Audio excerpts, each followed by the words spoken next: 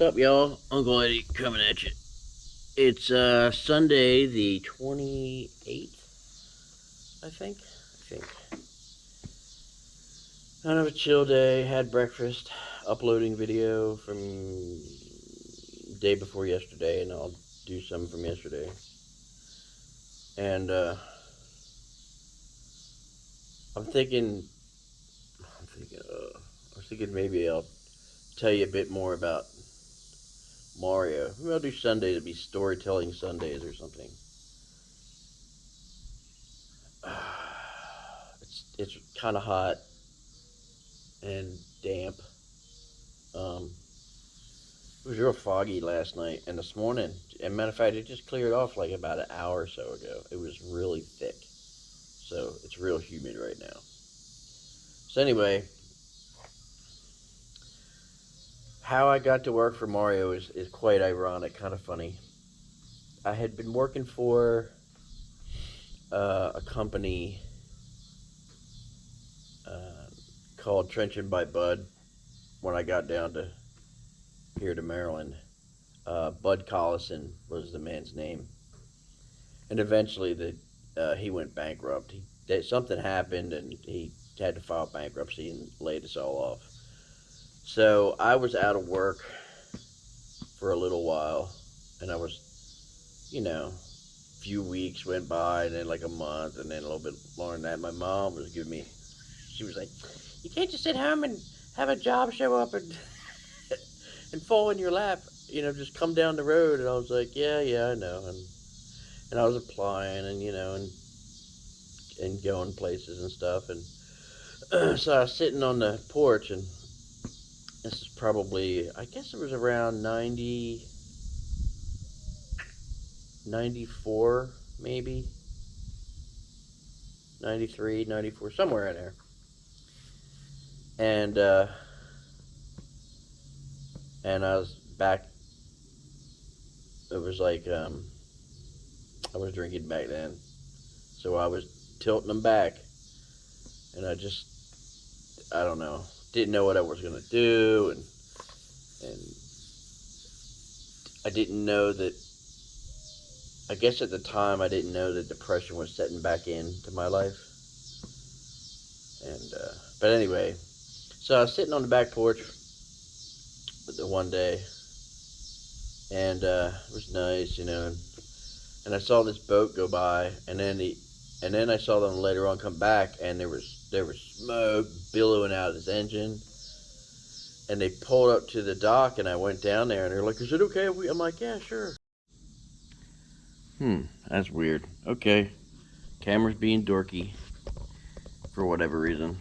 Where was I?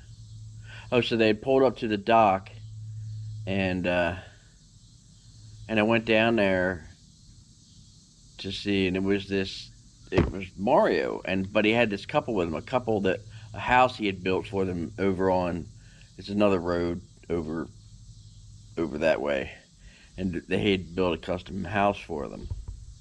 Some people from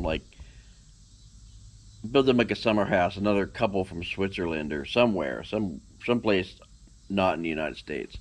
I think it was Switzerland.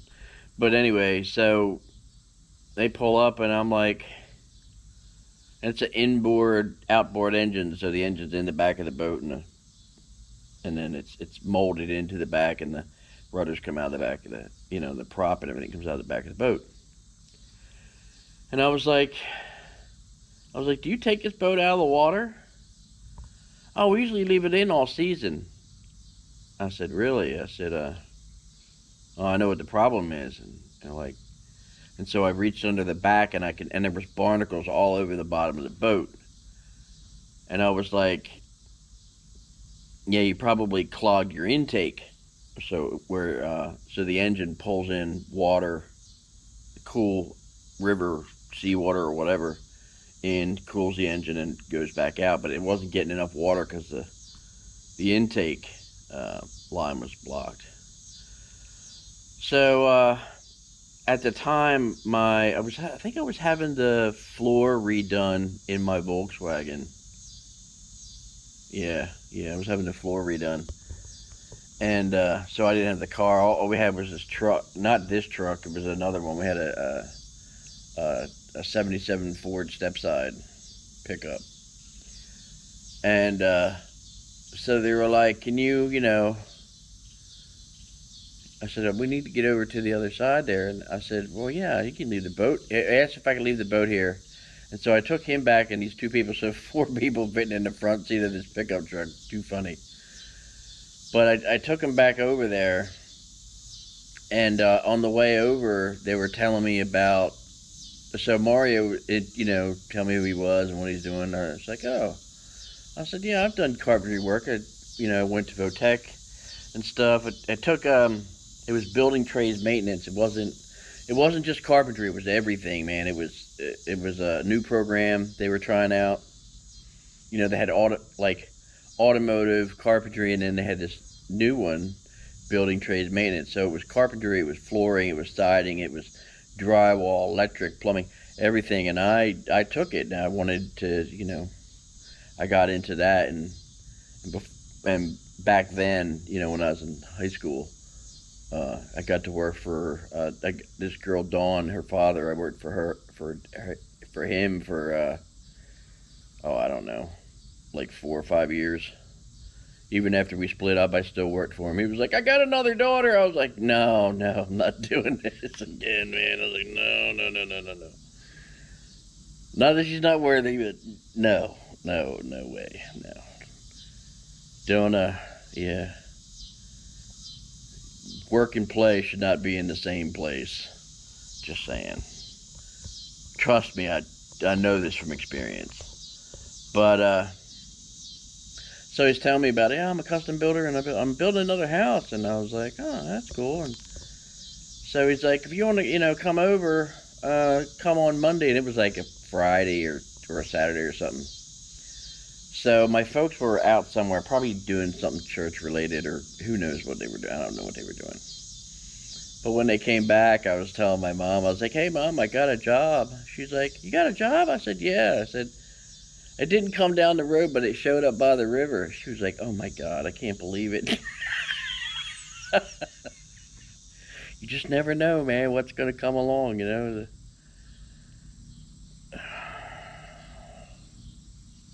The Lord shall provide, you know? I mean, I'm not a devout Christian like my folks, especially my father. He's so devout. It's more difficult for me because I'm a logical thinker, and if it doesn't make sense to me, it's just hard for me to get my head around it. But it is what it is. But I still believe, and it,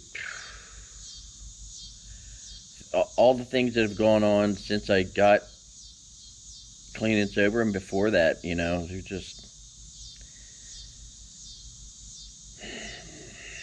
I felt when I decided to get sober, I felt something so profound I can't even explain it. But I just had enough, and I had done some pretty bad things. I tried to take myself out. That's where my uh, former drug and alcohol took me. Just I was trying to quiet the stuff in my head, and it wasn't doing it anymore. I couldn't get enough in my system to make it. So it was my undoing. But then again, it was my redoing. I guess. I don't think things happen by chance. I don't believe in chance and coincidence and all that stuff. Things happen because they're supposed to happen. You know. Do I believe I should have suffered? Absolutely. I wouldn't appreciate life if I hadn't. I'd be like a lot of other people I've seen online who just, you know, it's crazy, man. I don't get it. Uh, for me, like, the way I see it, pain is a great motivator. Pain lets you know that you're alive, and it lets you know that you're doing it wrong and you should do it differently. That's how I see it.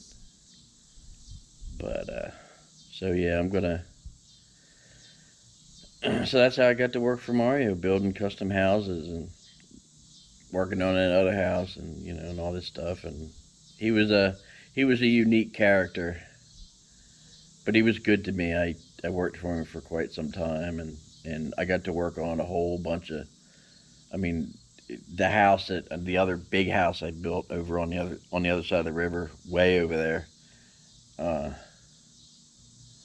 was like what was that house? 4,780 square feet. It's a monster. And the pool house and the pool, they tied up like $250,000 into that, and there was no expense was spared building that house. And another couple from Switzerland,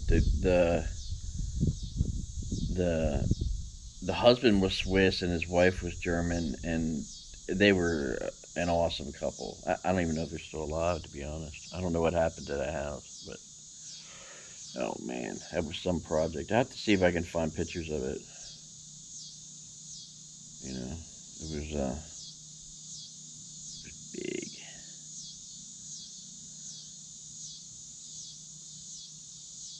And then I got to do some other ones for him, and we did some golf course demo houses, and then the last one I worked on him with was down by Raccoon Point. Caleb Fowler, that's who I worked for.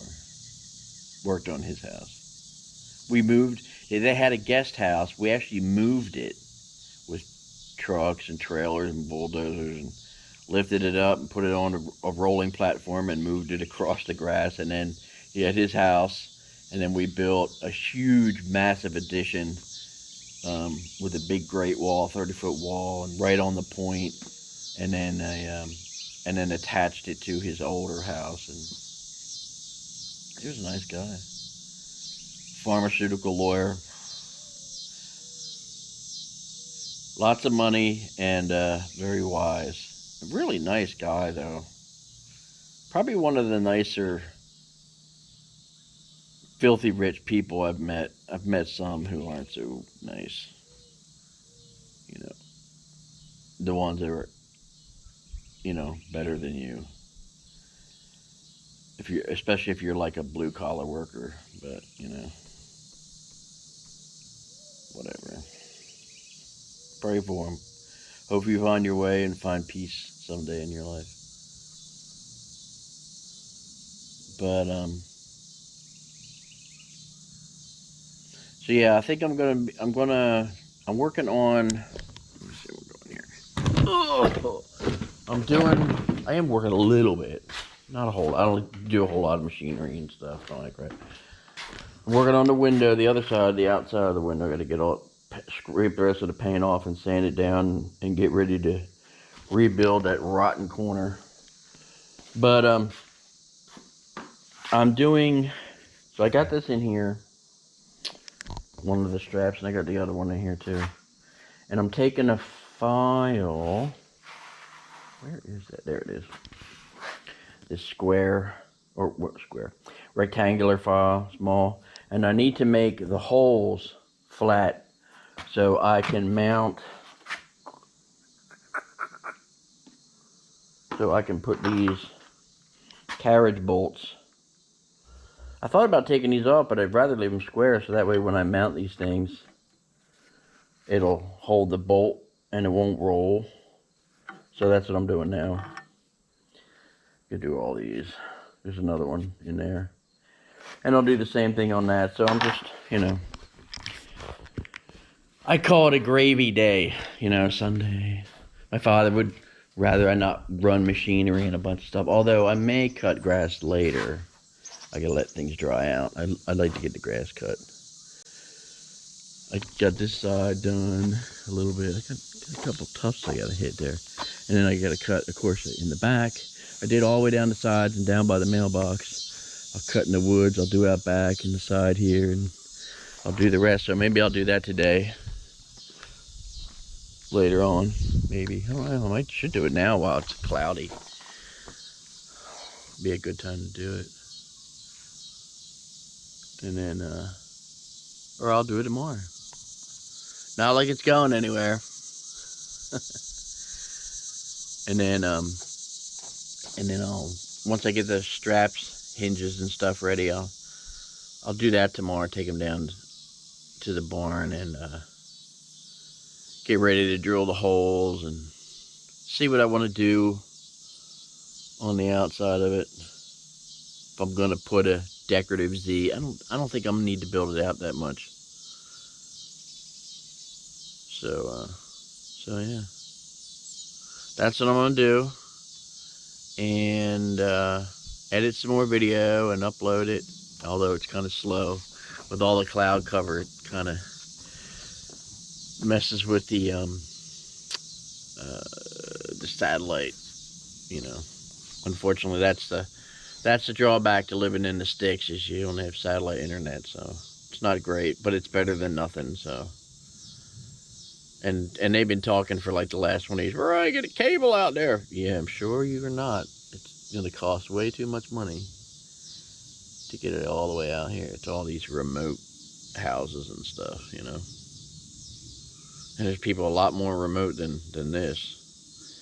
The further you get out by the river, so.